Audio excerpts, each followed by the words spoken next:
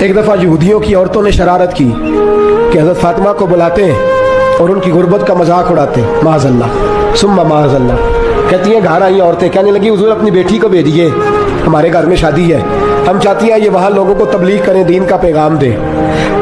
اب اس نام پر تو حضور ضرور بھیجا کرتے تھے، چاہے کوئی دھوکے سے ہی بلاتا۔ میرے حبیب پاک صلی اللہ علیہ وسلم نے کہا فاطمہ جاؤ۔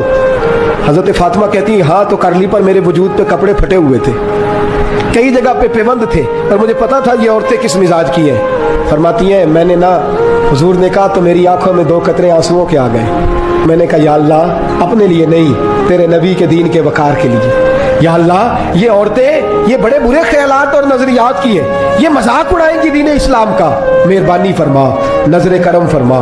حضرت فاطمہ فرماتی ہیں ابھی میری بات بھی مکمل نہیں ہوئی، رسول پاک پھر تشریف لے آئے اور فرمایا فاطمہ کیا کیا سوچ رہی تھی، کیا کہہ رہی تھی؟ کہ حضور کوئی خاص نہیں۔